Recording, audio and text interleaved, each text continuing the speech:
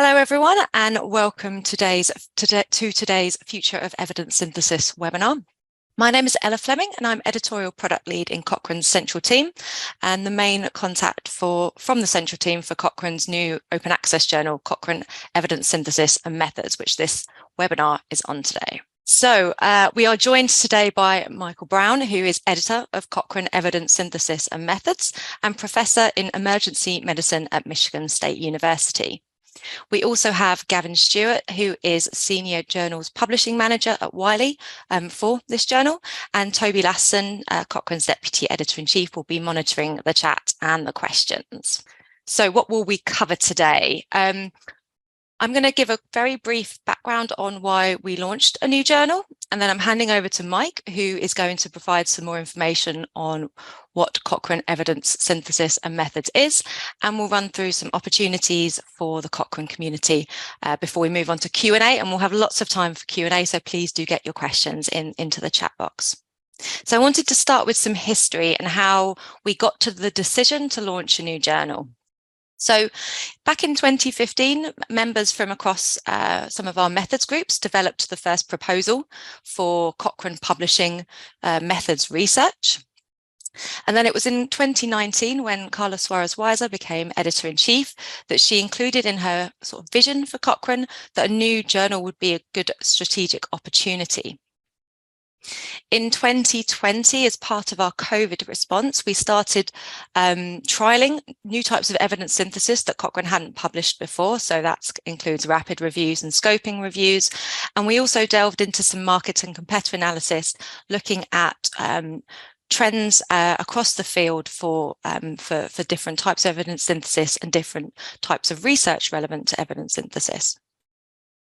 During 2021, we developed a proposal and a recommendation for how Cochrane could diversify its content in a sustainable way. And that led to the Governing Board's approval in 2022 for a new open access journal. And in terms of what was behind the Governing Board's decision, Cochrane's mission is to promote evidence-informed health decision-making by producing high-quality, relevant and accessible systematic reviews and other synthesized evidence. And so by diversifying the types of evidence synthesis that Cochrane can publish beyond Cochrane systematic reviews that are in the Cochrane database of systematic reviews, that better helps us achieve the mission. And then towards the end of last year, so just mid-November, we opened for submissions with the new journal with Cochrane Evidence Synthesis and Methods, and we will be fully launching with our first publications in the coming weeks, so watch this space. Cochrane Evidence Synthesis and Methods is a fully open access journal. It's a gold open access journal that aims to develop the evidence base for how we produce and publish evidence synthesis. And this could be by sharing best practice, case studies, studies within reviews, and other commentaries on related elements. The journal welcomes different types of evidence synthesis from across a broad range of health and social care, and that includes scoping reviews, rapid reviews, and gap maps. It also considers methods research that evaluates how we plan, produce, and disseminate evidence synthesis, and research articles that seek to inform or develop evidence synthesis decisions and methods. So this might be priority setting exercises, consumer involvement research, or meta research to improve research integrity. And so, as you can see, it really does overall help us or help Cochrane's ability to meet stakeholder needs. And it opens up opportunities for across the Cochrane community as well to be able to publish the types of research that you will do that goes beyond the Cochrane systematic review. And so before I hand over to Mike, I just want to highlight the main differences between Cochrane Evidence Synthesis and Methods and the Cochrane database for systematic reviews. So the CDSR is Cochrane's main database that publishes the Cochrane systematic review that meet the high Cochrane methodological standards. And it's also for a variety of different review types. So intervention reviews, diagnostic test accuracy, prognosis, and qualitative evidence synthesis. Cochrane Evidence Synthesis and Methods, on the other hand, will be a home for more narrowly focused reviews, which might be of particular importance to guidelines or policies. with an emphasis on rapid and scoping reviews.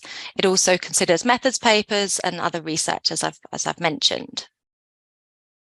So the CDSR will continue to produce those kind of Cochrane systematic reviews, and that's through collaborating with stakeholders and completing priority setting exercises to identify topics. And then Cochrane as well will be involved in varying degrees to provide authors with development support, depending on the topic. Cochrane evidence synthesis and methods, on the other hand, will only receive unsolicited submissions and will not be involved in the development of research prior to submission. The CDSR publishes very highly complex Cochrane systematic reviews that require additional support from Cochrane to produce and publish them to those standards, whereas Cochrane evidence synthesis and methods will consider any article submitted that's in scope, but will not be involved in any additional support capacity other than what you would get with a standard journal during the editorial stages. And so essentially Cochrane evidence synthesis and methods is much more like a standard journal. It has a standard journal setup. Michael and his editorial board are responsible for the content, and Wiley run the editorial office and the publishing team, whereas the CDSR remains the kind of Cochrane premium database. And with that, I'm handing over to Mike. Oh, thank you, Ella. Appreciate that.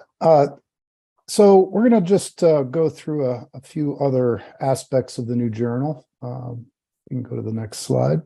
So in addition to what Ella outlined in terms of strategic benefits of the new journal, we're excited about our journal's contribution to Cochrane's key values, including innovation. We're open to new ways of publishing, and we're not afraid to trial new ideas, such as how to maximize machine learning or how to visualize research, such as gap maps, or methods to improving peer review process.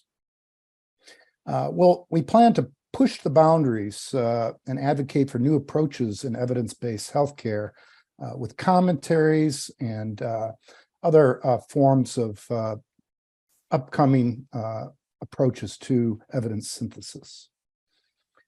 We also emphasize collaboration as a key value. We encourage fostering new partnerships across the Cochrane community and across the entire evidence synthesis community worldwide.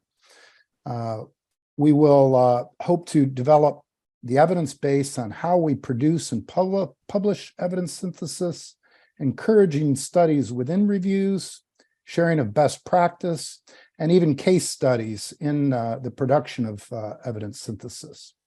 We plan to use a variety of journal and article metrics to showcase the global impact of the new journal, and we aim to expand Cochrane's global impact with new audiences and break barriers in use by using accessible language and plain language summaries when applicable.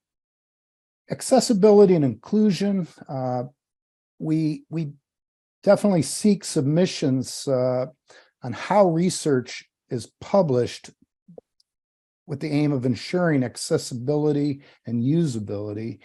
Our journal's editorial board makeup is consistent with the values of inclusivity, equity, and diversity. We have stakeholders involved globally, including consumers who have editor positions and are involved in the peer review of the journal. So we've recently launched a series of articles on how the journal adds to Cochrane's core values. As mentioned, collaboration. The second one is on relevance, integrity, and there is one on quality. So we'll put a link to those articles in the chat if anyone is interested. So what we are aiming for is to have members and supporters from across our community to be involved in this new journal. And we're trying to push beyond just publishing systematic reviews. In fact, examples of articles we've already received and discussed at the editorial board level include rapid reviews that have a very narrow focus specifically for guideline writing groups. One was submitted, for example, from a Cochrane Geographic Center. We also have methodological research that was submitted from the methods group. Recent examples of submissions include priority setting exercises from Cochrane review groups. And we also are planning tutorial papers on common methodological and statistical errors from the methods support unit. We also have received a position paper on future directions of one of the new thematic groups within Cochrane. And we are entertaining currently a paper on meta research to improve research integrity and data sharing.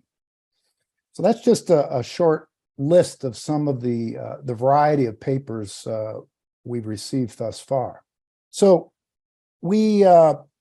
this is a gold open access journal, and it's published under a licensing agreement.